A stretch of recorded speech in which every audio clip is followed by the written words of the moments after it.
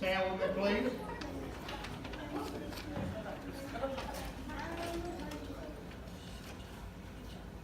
As we begin this morning, I'd like for us to join hands and pray. A couple of things that I'd like for us to pray about as we begin. A lot of you probably heard about Grace Jackson and his difficulty right now, that tumor that he has in his chest. He's 19 years old. He's graduate of Dublin High School. A lot of y'all probably watched him play ball if you ever went to a basketball game. Pray for him and his family as they try to figure out what is going on with him. Also, a lot of you will remember Lorenzo Fuentes. His little girl's part of our Wednesday night group and have been kids. His daughter and his stepdaughter have come here on Wednesday night a lot. He took his own life last week, and prayed for his family. And that situation, it's just a sad, sad ordeal. And don't know all what was going on with him, but we just pray for God's mercy for his family and grace. It's traumatic difficulty that people have. So as we start today, I don't mean to start off on a sad note, but I want us to be able to let God touch these people, pray for them. That Donna Belcher, her dad passed away night before last, and he's been struggling and gone through a lot of stuff, and Donna kind of sees that as God's deliverance for him because of all that he's been going through lately. So just remember those families as we pray. Pray for one another today, for God's blessing on this service and what we do. Father, we thank you. We know, God, that you are the mighty, merciful, all-powerful God. And we just come to you today, Lord. We ask that you would bless Lorenzo's family. Lord, I don't know many of them or anything about them. But I just pray that you would minister to them today through this ordeal. His daughters, his stepdaughters, any family that he had, I just pray, God, that you would move upon them.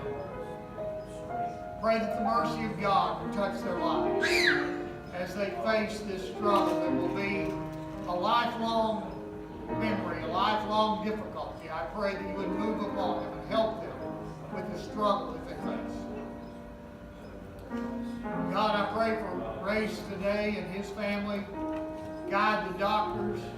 Help him as he goes through this. Help his mom and dad, his family. Let them be encouraged and strengthened as they pray and trust you. Help this to draw them nearer to you as they reach out for your answer, for your hope. God, we pray for Donna's family today. The loss of her dad, we pray you would bless all of them and encourage them. Thank you that you are merciful. Thank you that you are the all-powerful God. Thank you for the strength we have through you. Let your will be done in this service today, God.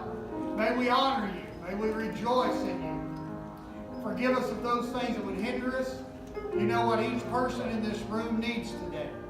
And I just pray for the power of your Spirit to move upon them, to help them to be encouraged and strengthened by God. In Jesus' name.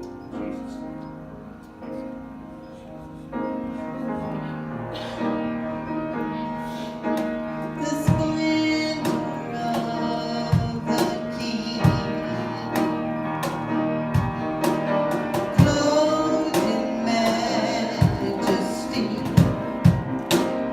All the earth rejoice.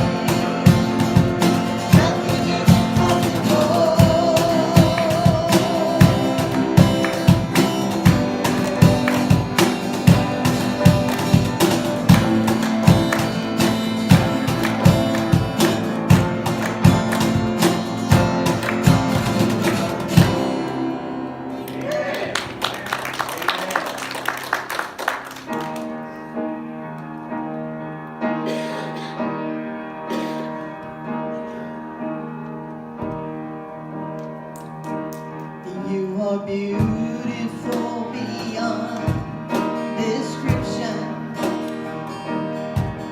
too marvelous for words, too wonderful for comprehension, like nothing ever seen or heard. Who can grasp your infinite wisdom? Who can fathom the depths of your love? You are beautiful beyond description, majesty enthroned above us. And I stand in awe of you. Yes, I stand in awe of you. Holy God, to whom all praise is due, I stand in awe of you. Yes, I stand in awe of you. I stand in awe of you. Holy God, to whom all praise is due, I stand in awe of you. Oh yeah, I stand in awe of you. I stand in awe of you. If you would like prayer today, please come and stand. Let's take it off here. If you want to stand for someone else, I invite you to come and do that. We already had prayer at the beginning for some people.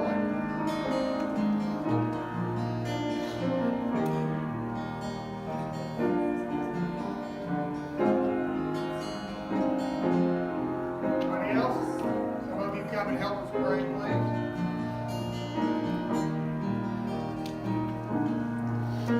I stand in awe of you. Yes, I stand in awe of you. Holy God, all praise is due. Just thank you, Lord. I stand in awe of you. Yes, I stand in awe of you.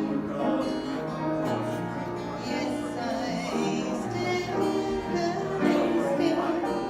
in awe of you.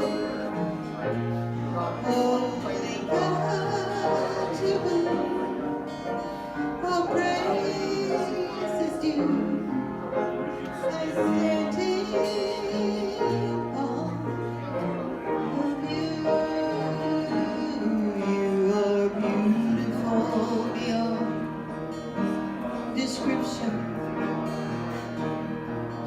too marvelous for words, too wonderful for comprehension, like nothing ever seen or heard. Who can grasp your infinite wisdom? Who can fathom the depths of your love?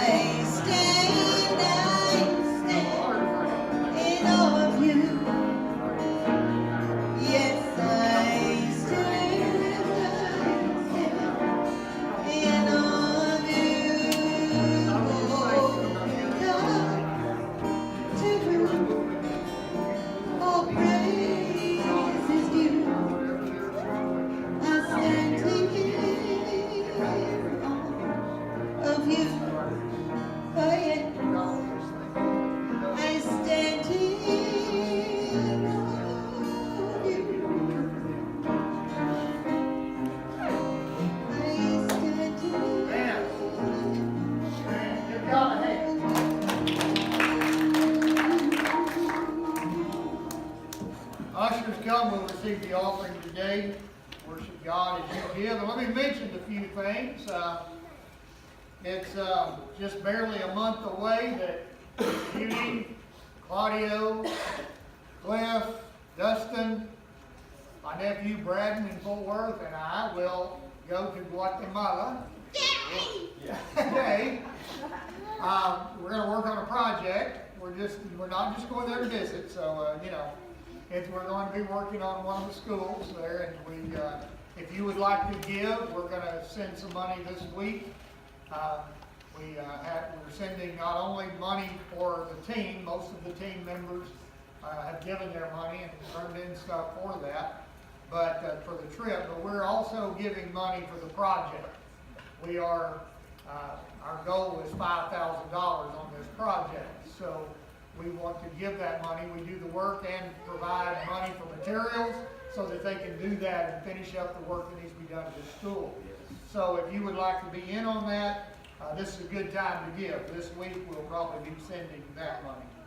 Also, youth camp is June 28th, and they have done a lot of things to raise funds, and a lot of the things they had in mind were kind of thrown out because of the weather.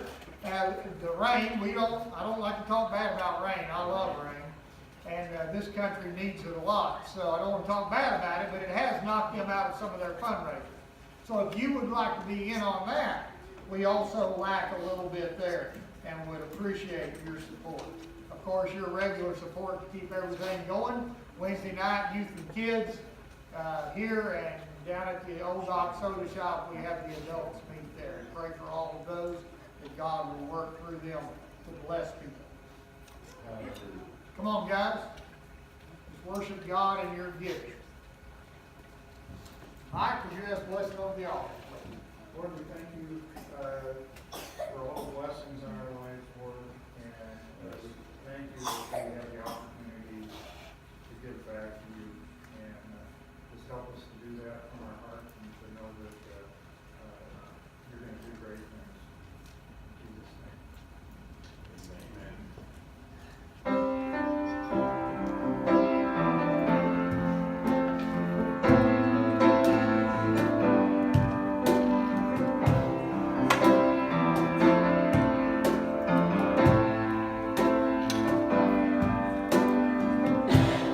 I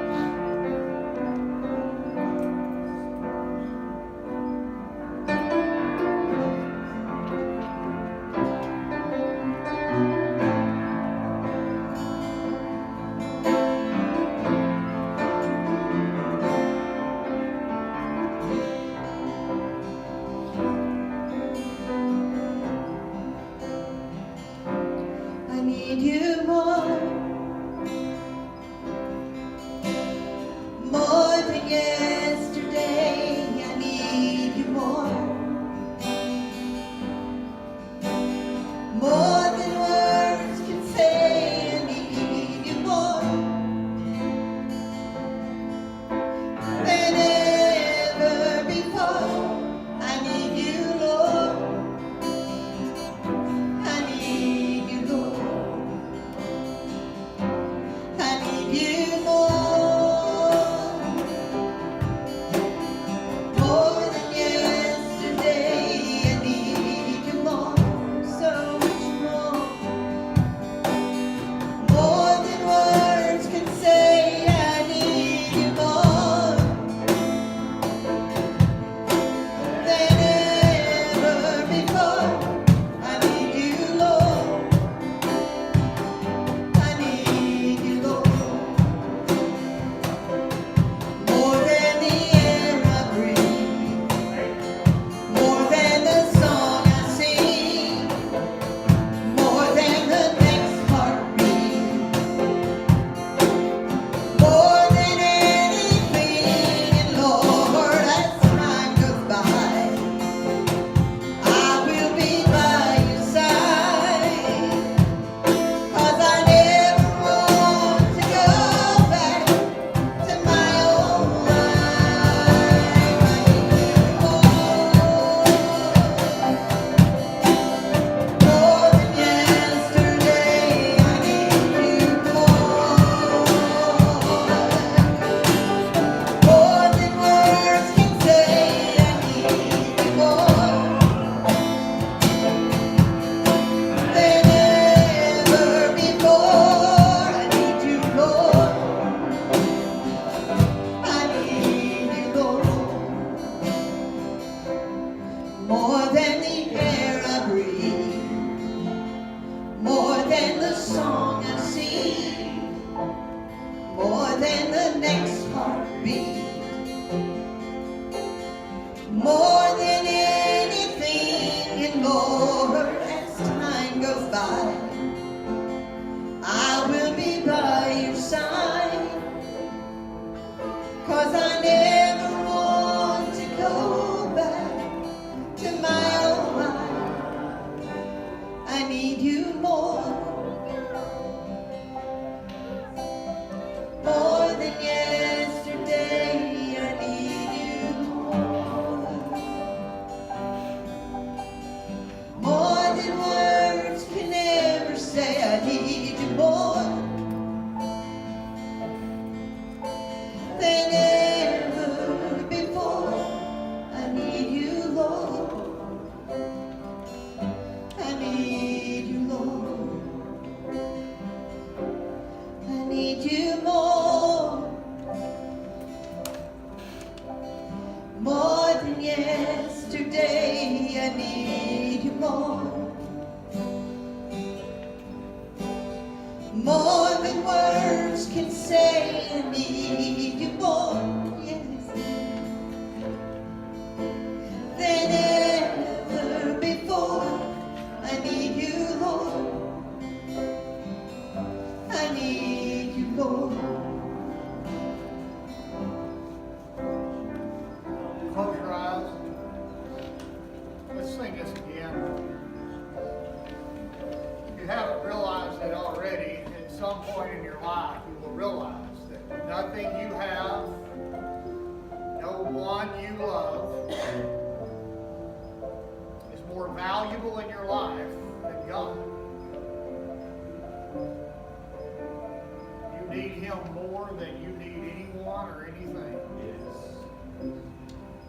If you haven't come to that yet, you will. Things will happen. And you will come to that point. Trust Him. Trust Him now. Some people wait till the trouble hits to reach out to God. They wait until the turmoil is there or the difficulty or the disaster strikes. Reach out to God now. You need Him more now. More than the air I breathe, more than the song more than the next heartbeat, more than anything. And Lord, as time goes by, I will be by your side, 'cause I never want to go back to my old life. I need you more than yesterday. I need you more than words can say. I need you more than ever before. I need you, Lord. I need you, Lord. Man, let's let the kids go to children's church. Say hello to somebody. Get some more coffee.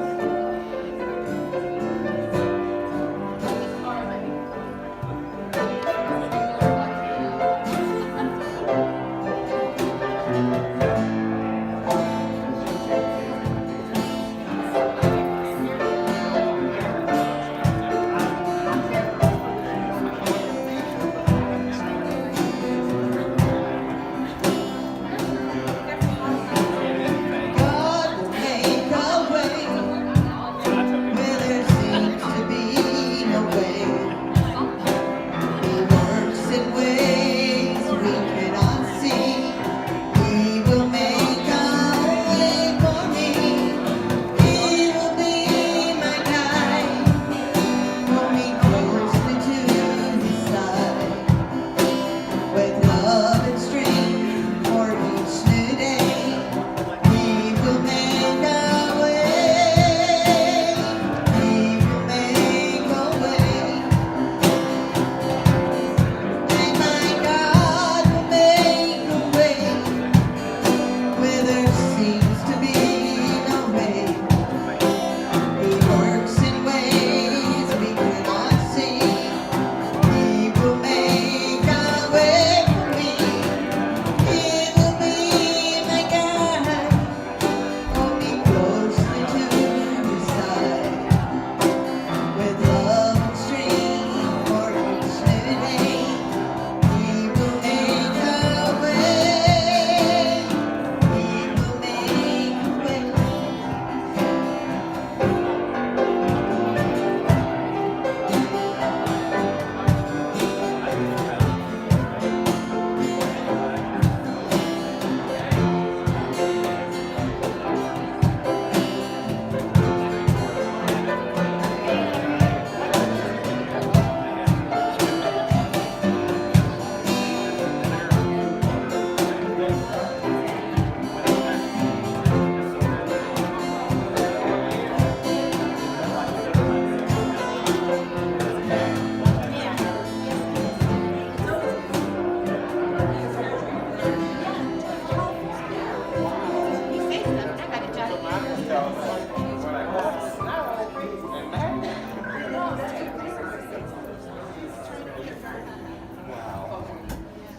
Very good. Give our band a hand.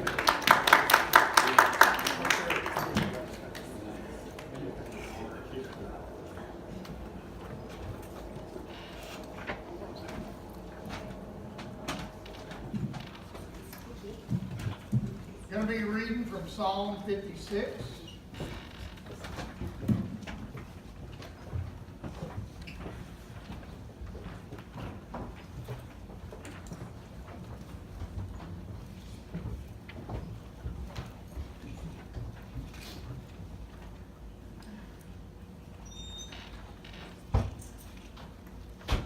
Cecily's here today. She's going to be about a month from now, 8th of July. She'll be going to the Marine Corps. Keep her in your prayers. Yes.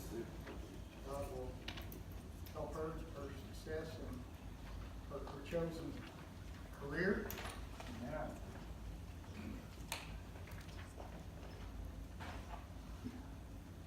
All right, Psalm 56. You have a bulletin. If you, Claudio, go ahead. Claudio's got writing utensils. For those of you that only use devices, that's a pen or a pencil.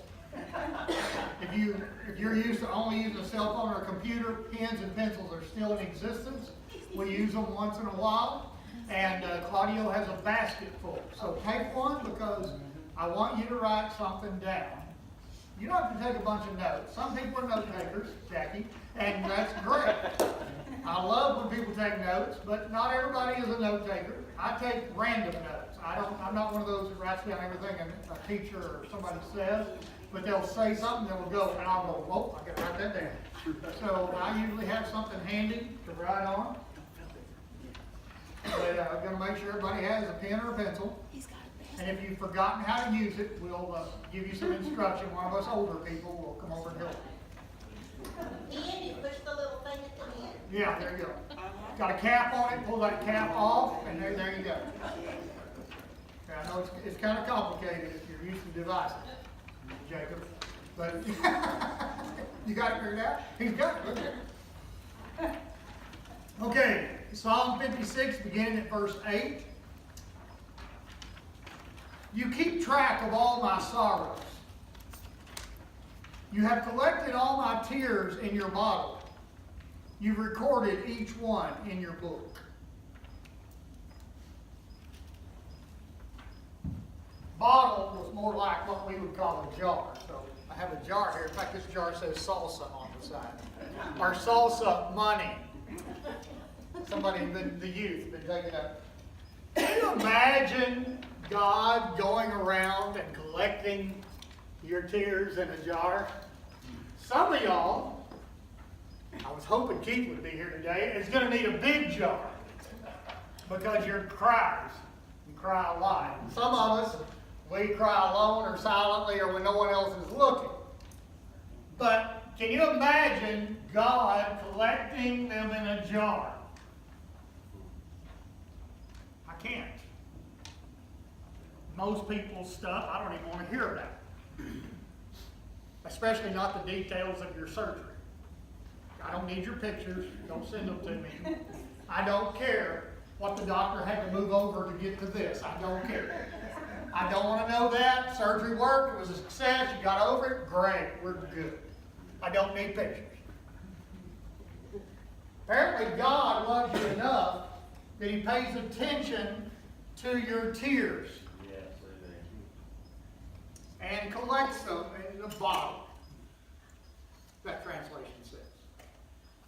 Wouldn't that be interesting? Now, it doesn't actually say that God does that. The psalmist, David, is writing that, and he's a poet. And you've heard of poetic license. So he, in his mind, the way God cares for him is as if he were collecting. So I'm not saying God actually does that. But in his mind, as God collects those tears in a jar, that's how much God cares for me. And then it says, He writes them down in a book. I have little notebooks all over the place. Small ones. Most of mine are small to medium size. This one I actually bought in Guatemala the last time we were there because I realized, reached in my backpack, and I didn't have one. I always have one with me. I'm a big device person. Things you tell me are probably in here or I forgot it. Somewhere. My notes in here, or it's under your name in here, or you're under your phone number, anything like that. I keep a lot of stuff right there. It'll go off in a little bit because of reminders I have on there. But when I'm thinking, I try to do that once in a while, I get one of these. This says, Libreta de Apuntes. 200 páginas con líneas. And I don't start on the front page ever.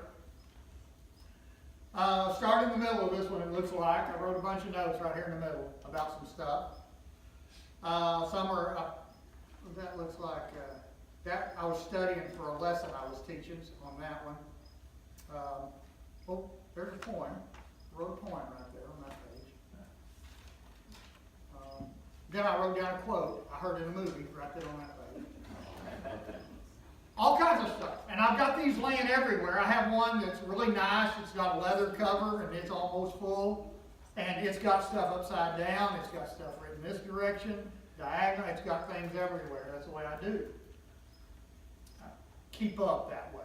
And these things are laying, they're in drawer. I come across one every now and then that I'd forgotten about, behind the seat of the pickup or somewhere, and I go, oh man, I haven't written in that one in 5 years.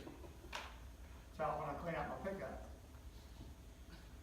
But to me, making those notes helps me remember something that I might need to come back to later.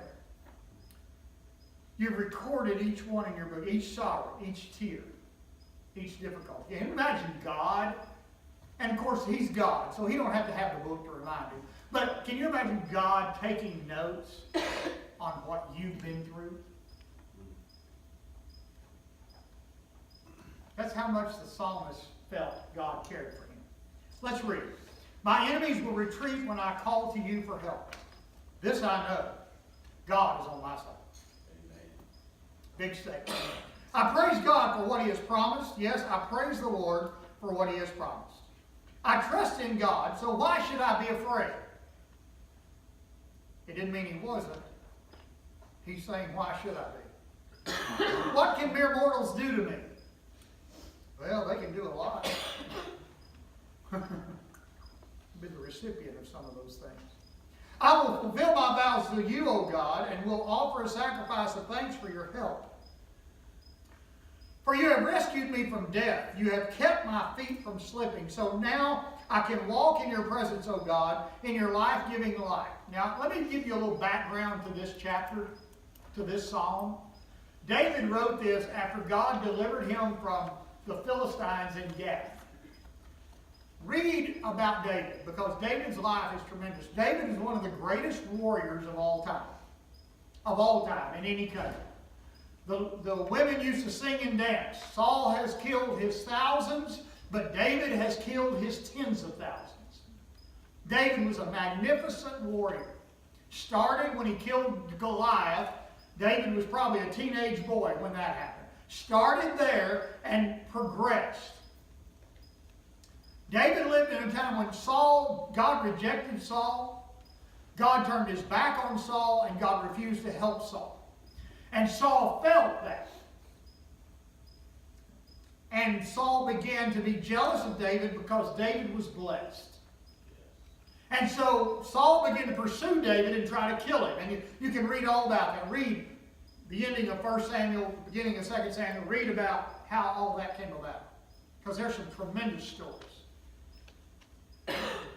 David had been through a lot of stuff. A lot of people had tried to kill him. In fact, when he tried, I think I told you last week, he wanted to go with King Achish, the Philistine king, and help fight against Saul. And Achish said, no, my men don't trust you, you go home. Well, when David went home, I didn't tell you this part, when he went home to Ziklag, where he was living at the time, he got there and the city had been raided by other Philistines. And as a result, they had stolen everything and killed a lot of the older men that were there and kidnapped the women and kids and took them off. The Bible said that David was so overcome with sorrow at Ziklag when he got back and saw what had happened that he wept until he could not weep anymore. So this was not a guy that didn't have trouble. David was not a guy who he had trouble. But he lived somewhat of a charmed life, we might say. Not charmed in the sense of luck, charmed in the sense of God blessing him and guarding him. Even Saul's son Jonathan, and I'm giving you a lot of history here because that's kind of what I do. But Jonathan, Saul's son, said to David, my father is jealous of you because he knows you're going to be king someday.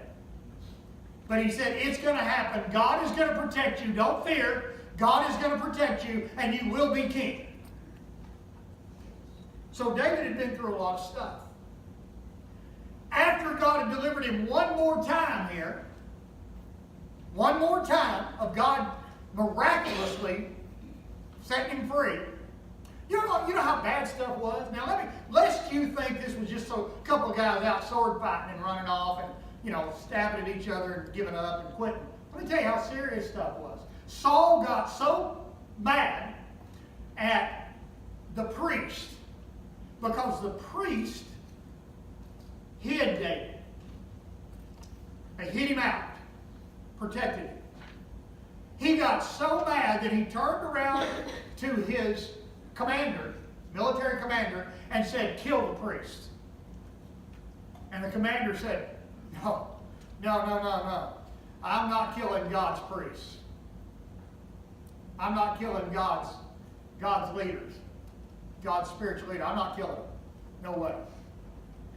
So Saul turns around to a guy named Doeg, D-O-E-G, Doeg. His name means the guy that has a lot of uneasiness. Well, he didn't have enough, apparently, because what he did is he turns around to Doeg and he says to him, "You killed him." See, Doeg was an Edomite. He didn't really care much about anybody. He said, "You killed him." You know what happened? Doeg killed 85 priests that day. And not only that, if you think the tragedies we have nowadays are bad, and they're terrible, and especially if it involves things like just happened this week here in the United States of America. We all were devastated by that stuff, but sometimes we think we're worse than it's ever been. We're not. 85 priests, it said, that had on their priestly garments, which meant they were in the process of doing some priestly duty. Doeg killed them, murdered them. Then, as though that weren't good enough, he went to the town of Nob, where the priests' families live, and killed all, not part of, all of their families. It even says their wives, their children, and their babies.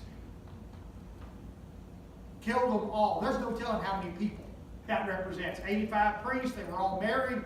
They had at least 85 wives. No telling how many kids, at least probably 100. There is no telling how many people that he can. It doesn't mean he did it single-handedly. He took a group of guys with him and they did it. But can you imagine that kind of tragedy? Can you imagine? That would be like all of Dublin ISD being wiped out in one day. All of them. Teachers, students, the whole thing. Because Saul got mad. They guarded David. Well, David living this life that he lived, and I hope I'm not bogging you down too much in history, but I want you to get the impact of this deal. David was not just this happy-go-lucky warrior guy that always had everything go right. Stuff got tough. Abiathar was the only priest that escaped. He came and talked to David. David was overwhelmed with sorrow over these priests being killed. A lot of that led up to him writing this song. You keep track of all my sorrows. This week, I have to say, when I heard about Lorenzo, it was overwhelmingly sorrow. It always is to me when somebody takes their own life. It's such a waste. But there's things that happen in life that bring that sorrow, that cause tears. My jar down there, salsa jar. Some of y'all might have salsa tears. I don't know. You collect God in David's mind. All he'd been through, he could still feel the compassion of God. And he did. I mean, it seemed like every time he was backed in the corner and there was no way out, God delivered him. So he did live a blessed life. And you know, there's stories of the legendary Wyatt Earp from Tombstone. The movie Tombstone is not real historically accurate, but the story is great and the movie is great. I know all the lines. You don't want to watch it with me because I'm going to say them as the movie goes on. And I'm going to repeat them before they get to them, so you're going to get really annoyed at that. But, yeah, she don't like Westerns anyway. But the history of Wyatt Earp is true. And a lot of the things he went through are actually historically accurate. And he wasn't much of a gunfighter in the beginning. Even as a lawman in Kansas, he didn't really kill people. He usually used his hands and fists and got people pretty well straightened out without the need to use a gun. But once his life got kind of on the rocks in Tombstone and things went really bad, he started having to gunfight.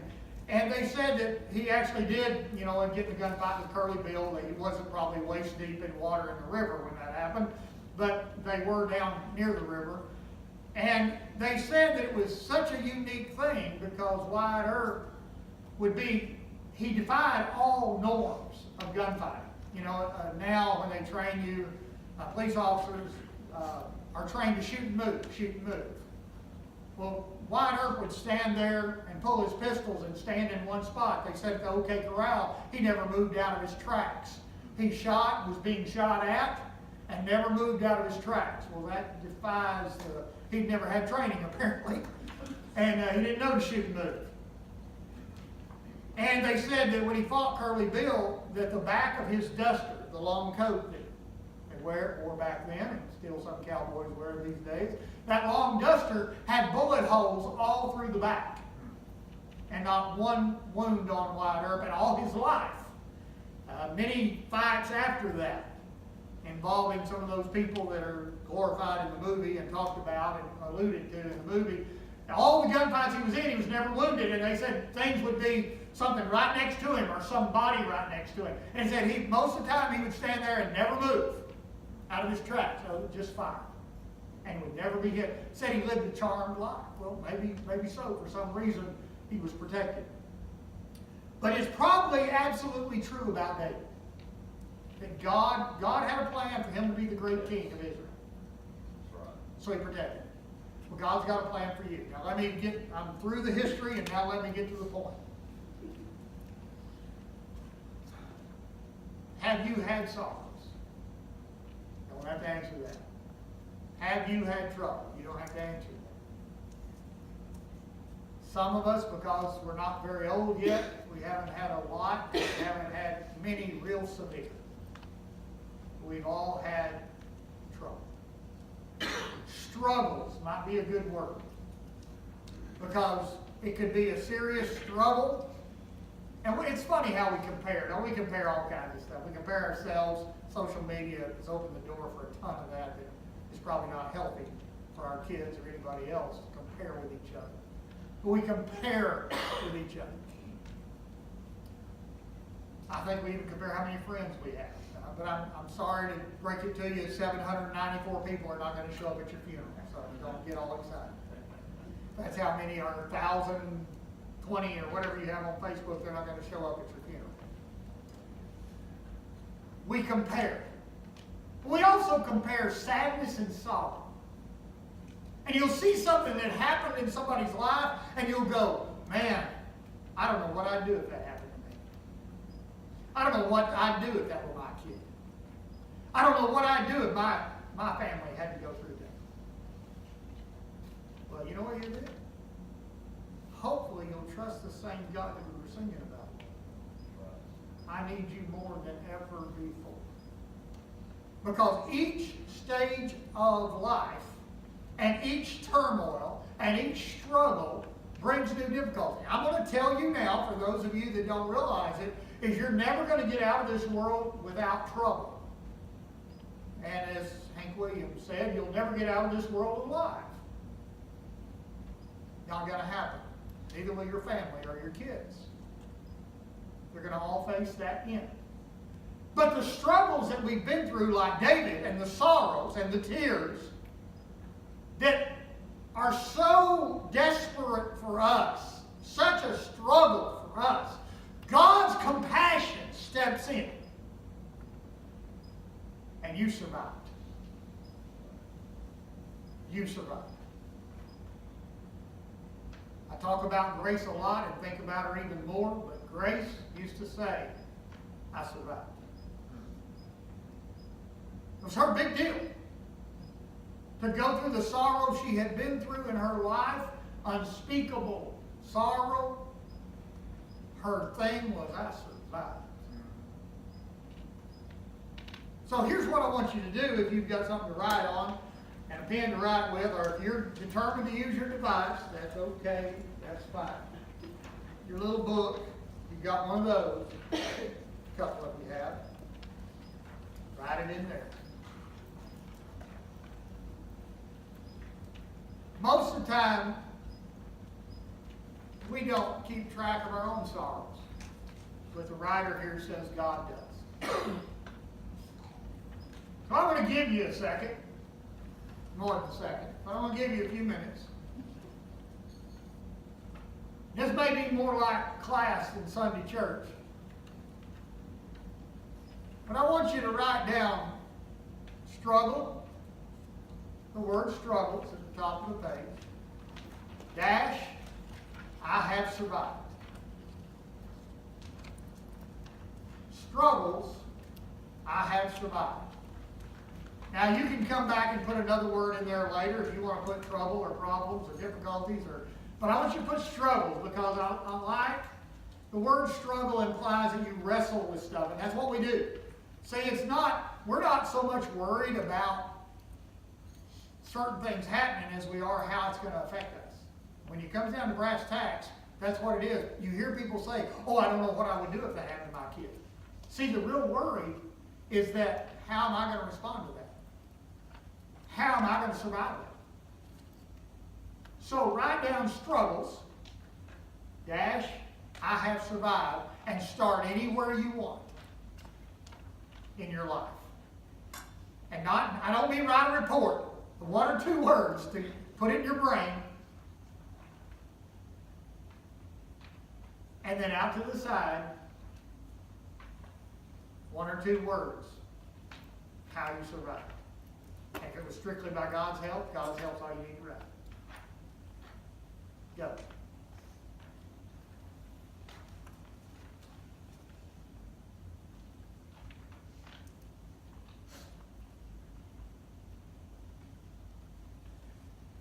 I'm going to tell you what some of you want to do. You don't want to think back to that. But I want you to.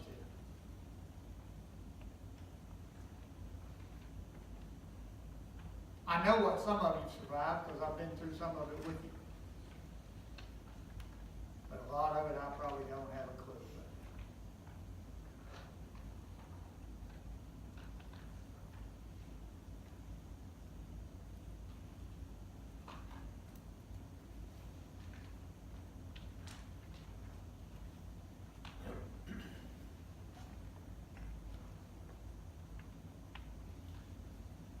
You don't have to turn this in. This is not a test. I'm not going to ask to see it. Don't put your name on it. Leave it laying on the seat because I don't want to see it. Don't draw a picture of your gallbladder. I don't want to see that either.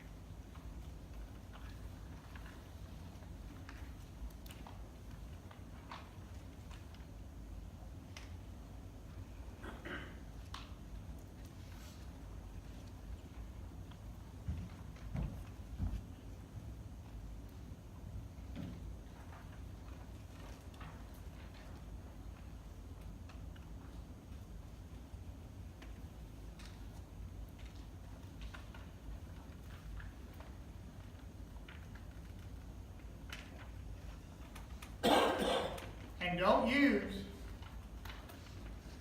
just throw this out there, don't use the deal, oh, I'm good. I've made it through everything. I'm good. Because all that is denial to face what you have actually had to suffer. Because we have all suffered. And you survived something. You struggled and you survived. Now, I'm not saying you have to do it right now. This is something you might need to do later, but you might have to think about something. If you can't spell it, it's not going to matter. You're the only one that's going to see this. Unless you show it willingly to somebody else. What was that? Oh.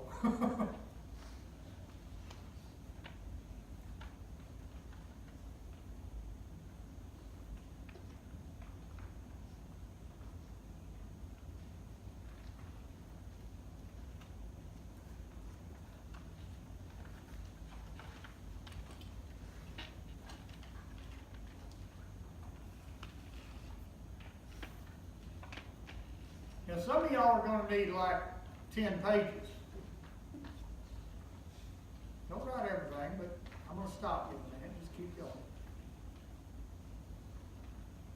Don't worry, my alarm said it will go off.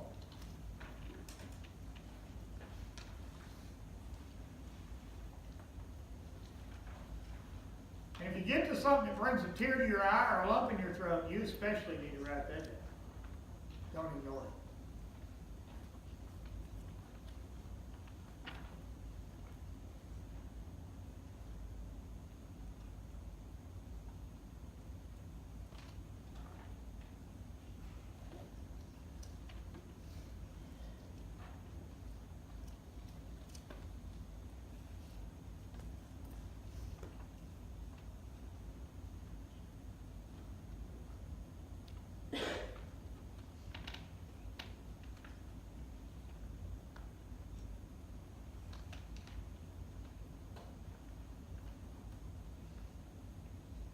Okay, we'll stop right there for now. You can continue this whenever you'd like.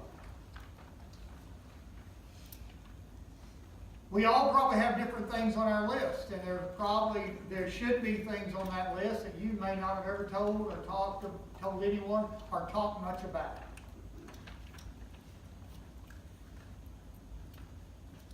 There may be things that are embarrassing. There may be things that you feel guilt over. But I'm going to tell you the bottom line is you are living proof today that survival is possible. By the grace of God, you have survived. Even if you survived through the help of someone else, you can say, I survived. We have cancer survivors in this room who can say, I survived. David said in this psalm, I survived. Basically, that's his premise.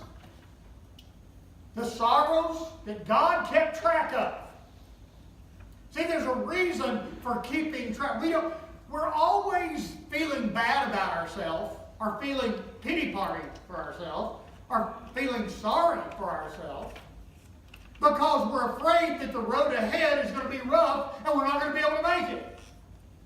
We're afraid our kids are going to go through something we're not going to be able to stand. We're afraid that our life is going to go down a path we won't be able to endure. But what you should be doing is looking at what God has brought you through to this point and going, thank God I survived. I survived that horrendous deal. On Judy's birthday in 1976,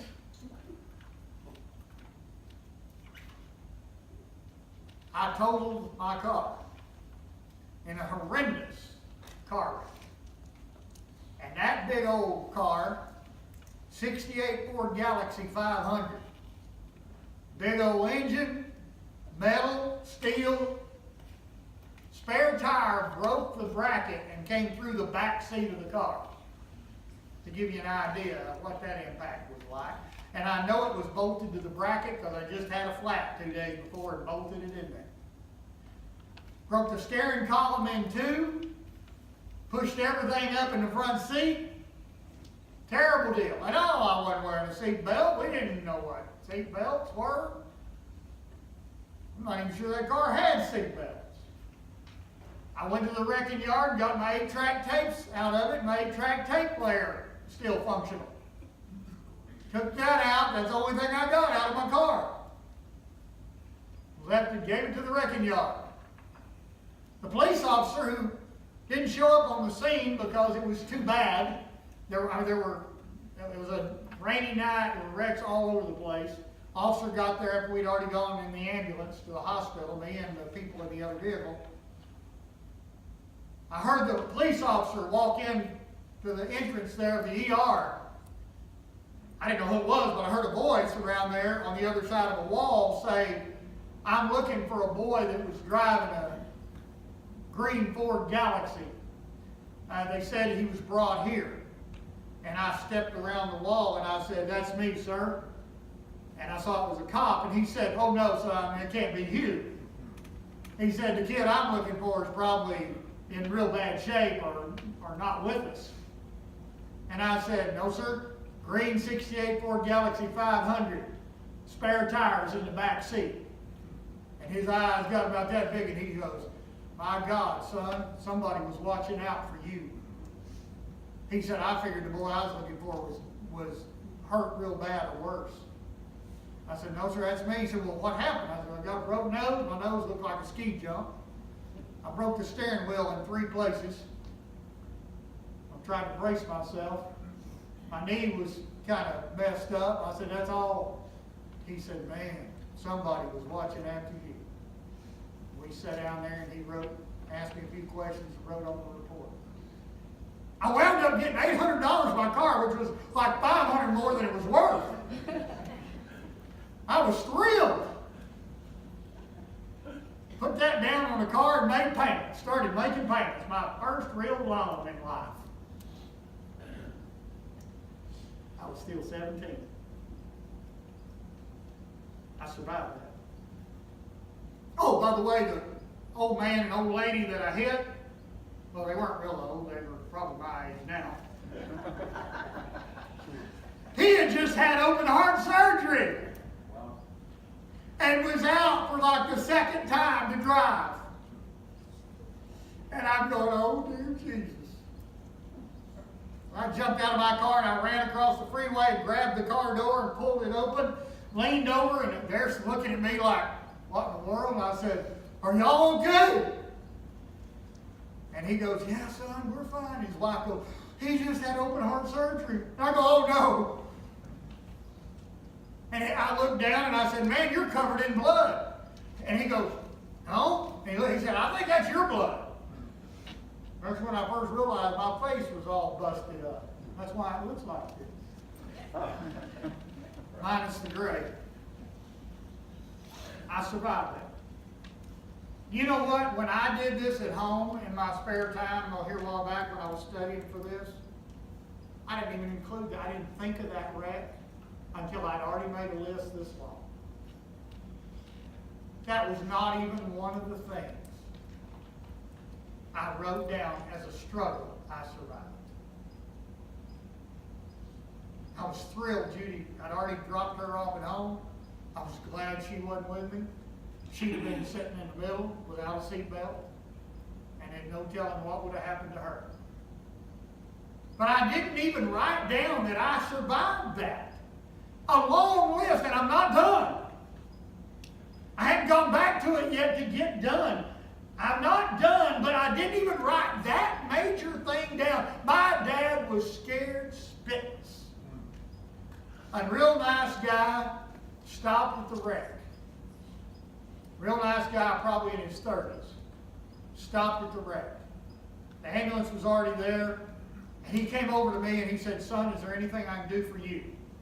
And I said, can you call my dad? Of course, we'd never heard of it. A sale back then was where you went when the cops picked you up just doing something bad. We didn't know anything about sale, anything. So I said, would you call my dad? And he said, yeah, what's his number? So he took out a pen and wrote down my dad's number. I said, call my dad, but don't tell him I'm hurt. And he said, well, what do I tell him? I said, just tell him I've been in a little wreck and everything's okay. And he said, I'll handle it. I said, because I don't want him driving 100 to get to the hospital. So he said, I'll take care of it. So he made it sound real good. In fact, my dad jumped all over me when he got to the hospital. The guy didn't even tell him I had a broken nose. I didn't even think of that. That was such a big deal. Really big for my parents, and some of y'all have been through that. A really big deal. At this stage of my life, it didn't make the top 10. I survived. I survived. Now look back, not now, but whenever you get done with this or feel like you're close to done, look back on this list and everything you come to, thank God that you survived. Thank God that you survived, because that same blessing and that same guarding of God's Spirit on your life will help you survive what you're going through right now.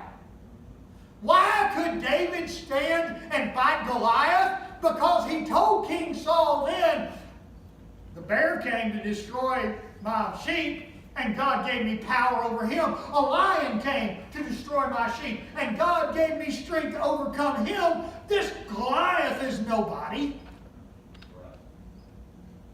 See, we don't think enough about surviving that stuff. We think of how bad it was. We get teary-eyed over it. We get a lump in our throat. And some of you have been through some serious stuff. But you survived. You survived. And later, David went through more stuff. The key to you having strength to fight whatever is ahead is knowing that God has been with you already. And at the end of the journey, when we cross over that deal, He will be there too. See, that's something we've lost sight of. We've lost sight of every stage. God's mercy, God's compassion, God's grace is there by the will of God. Not some strange hocus-pocus, abracadabra, little magic trick that somebody does for us. Because God loves you. He's got those notes down. You need to have those notes down in your heart and in your mind to say, I survived bigger than this. When the doctor tells you got cancer, that's a survival deal. I had a deal that came up behind my ear after coming back from Guatemala, and then it turned worse and got worse. And I kept trying to make it go away with, home remedy stuff, and it never did. So I finally made, years later, I made an appointment with a dermatologist and went in, sat down in the chair. The girl comes in the room, the nurse, and she goes, "Sir, where's that spot that we're going to work on today?" And I said, "Right here behind my ear." And she goes, "Oh my God, that's cancer." And I went, and she goes, "Oh, I'm sorry." She said, "Let me get the doctor." And she goes out of the room real quick. It embarrassed her because it caught her off guard. And so I thought, "Oh, well, that was pretty encouraging." So because she had brought a tray of tools. They were going to remove a spot off of my neck. She brought a tray of tools, and as she's setting them down, "Where's that spot?" And that's the reaction. And so she goes and gets the doctor, and he comes in and he goes, "Hello, sir. How's it going today? So show me that spot." And so I said, "Right here." And he goes, "Oh, that's cancer. We can't touch that." He said, "The kind that is, you'll have to have surgery."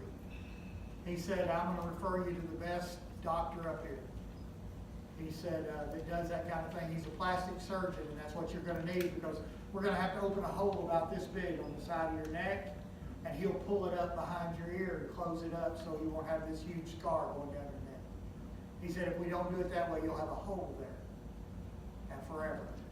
So he said, we're going to do it right. But he said, it's okay. He said, if you're going to have cancer, this is one of the best kinds to have.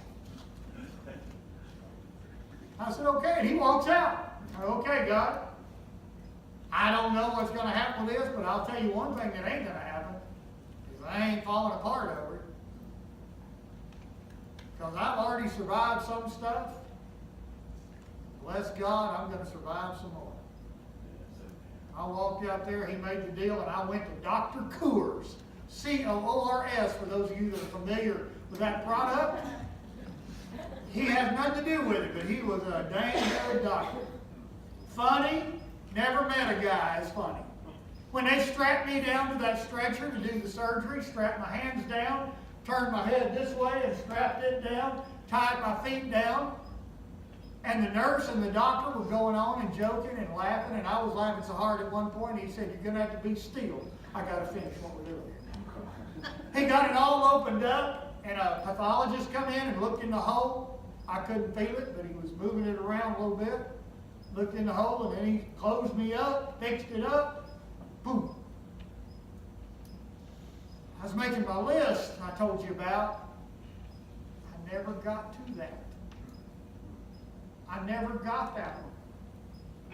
It's not on there. A list this long, and I went, after I walked away from it, I walked to the kitchen to get me something to drink. I went, I didn't even put that on there.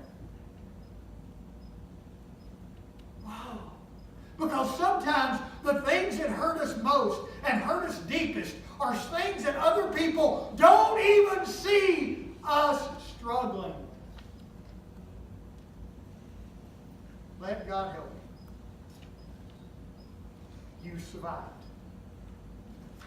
I will fulfill my vows to God and will offer a sacrifice of thanks for your help. For you have rescued me from death. You've kept my feet from slipping. I survived. Father, thank you for your blessings, for the fruitfulness of your love, for your survival on our life. That you give us a spirit and an attitude of surviving because you are with us. No matter how much sorrow, no matter how much pain, no matter how many tears, we will survive.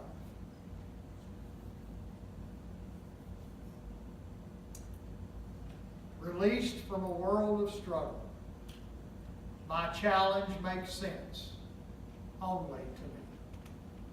God bless you.